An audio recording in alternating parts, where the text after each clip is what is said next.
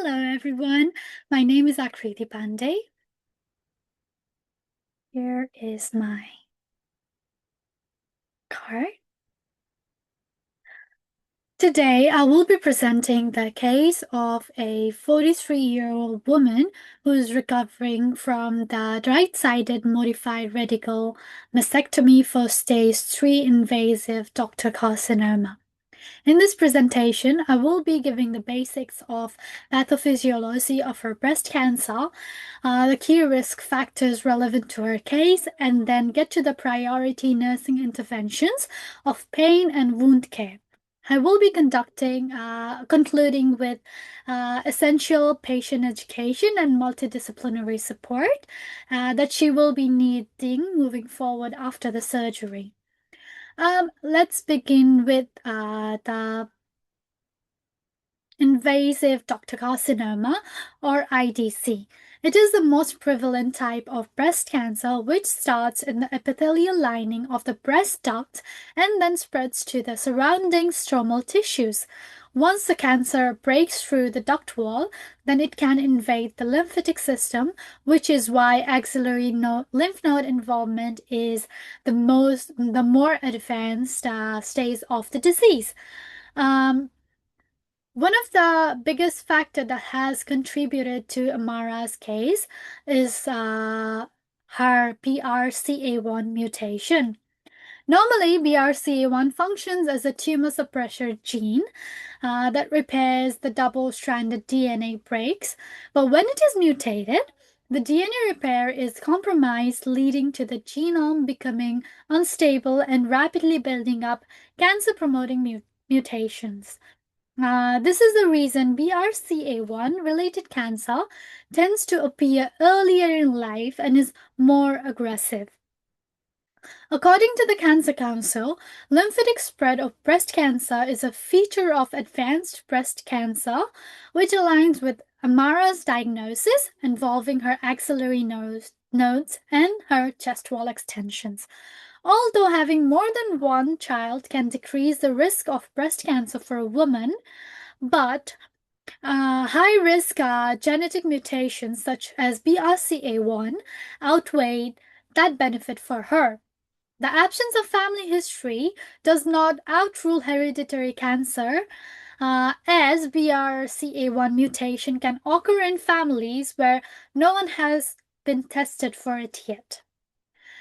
After mastectomy, pain management becomes a major nursing priority. In the case, Amara reporting pins and needles around the armpit of the affected side strongly suggests that there is a neuropathic pain. Donaldson describes neuropathic symptoms like tingling, burning, electric shock-like sensations are very common with such surgeries, with 72% of the patients reporting the symptoms. They also discovered that 61% of those patients experiencing ongoing symptoms, especially those who had axillary clearance. Talking about pharmacological interventions, um, major one is ensuring that the patient receives regular analgesia rather than waiting for the the pain to escalate. Donaldson notes that early and consistent pain relief will alleviate the severity of acute pain and may help to prevent chronic pain from developing.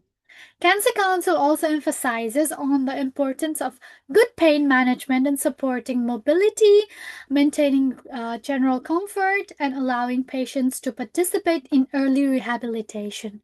For Amara, regular administration of prescribed analgesics is very important, along with ongoing monitoring to determine if her neuropathic pain is improving or requires any escalation. Alongside pharmacological interventions, non-pharmacological interventions are equally important. Exercises like gentle shoulder mobility and correct arm positioning is very helpful for the pain. Um, Amara is experiencing. The symptoms like stiffness, numbness, change in sensation in the shoulder are normal and to be expected after mastectomy and axillary surgery, according to the Cancer Council. Early mobilization aids to reduce the pain and functional recovery along with preventing any clotting. Hall et al. States that lymphatic disruption increases the likelihood of discomfort and swelling. Gentle exercises stimulate lymphatic flow and help to relieve nerve tension. Um, Additionally, supporting arm in a slightly elevated position will also help to decrease the symptoms. Together, these pharmacological and non-pharmacological interventions will help to manage post-operative pain and support a comfortable recovery for Amara. Now, moving on to wound care, which is a major nursing priority, the patient has two wound drains in place, which is to be left for 1 to 2 weeks post surgery. The aim at this stage is to prevent any complications such as infection or seroma, delayed healing in the patients. One of the important nursing responsibilities is monitoring and managing the surgical drains. Cancer Council mentions that seroma formation is common after breast surgery as lymphatic vessels are disrupted, and it can reduce swelling and discomfort and sometimes even lead to infections if not managed timely and properly. For patients like Amara, the nurses have vast responsibilities, including recording drain output consistently, checking for early sign of any fluid accumulation, keeping the drain open and drain bottle below the chest level as a part of safe wound care. According to Hell et al., lymphatic disruption increases the risk of fluid buildup. Hence, close monitoring is essential the first 1 to 2 weeks post surgery. Another intervention is regular and thorough wound assessment. According to the Cancer Council, patients should be educated to look out and seek for immediate help if signs like redness, swelling, discharge, or fever are noticed, as these are the signs of infection, and early detection will help to prevent any further complications. When lymphatic drainage is disrupted, the risk of postoperative infection increases, making meticulous wound care extremely important. To prevent the infection, nurses have various responsibilities, including maintaining clean and dry wound, uh, using septic technique, inspecting wound every time the dressing is changed, and documenting any changes in the wound properly. Now, moving on to patient education and multidisciplinary support, which is a crucial aspect for preparing Amara for her recovery. Patient Amara is young with BRCA1 mutation and have undergone right side mastectomy. Hence, she will be needing clear and structured education, guidance, support as much as she can. Patient education should always be tailored to the diagnosis, surgical procedure, and psychosocial context of the respective patient. Talking about wound care education, the major focus should be helping her feel confident in managing her wound and drains at home.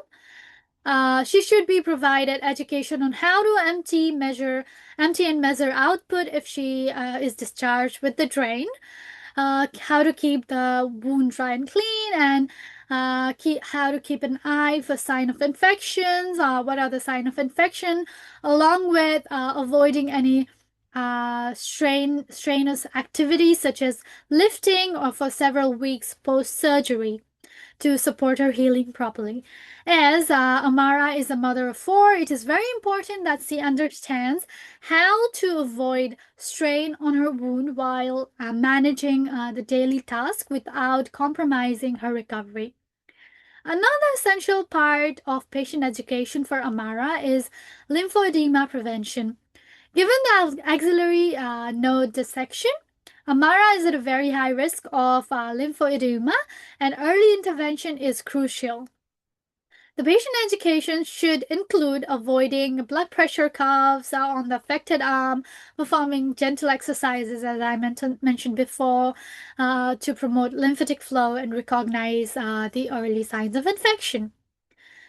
Along with physical rehabilitation, emotional support is equally important for a good recovery of the patient.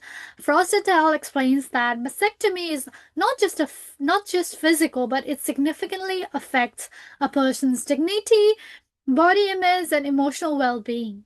Many women experience shock and distress after the surgery, seeing the wound and scars. Mara could benefit from support of a breast care, a nurse, a social support for her children, uh, such as childcare, financial support from the government, counseling, group therapy, and peer support program, which can help her emotionally process and adjust to her body in life post surgery. Frost et al. Also highlights that holistic recovery of the patient requires coordinated and team-based approach. In conclusion, this case study highlights the complexity of caring for a young woman with recovering from stage 3C invasive ductal carcinoma, including understanding underlying pathophysiology, providing pain and wound care along with patient education to support safe recovery of the patient. The involvement of strong multidisciplinary team, including nurses, doctors, physiotherapists, counselor, and social worker, helps to ensure both physical and psychosocial needs of the patients are being met for her overall recovery and well-being. Yep, that's it for my presentation for today. Thank you very much.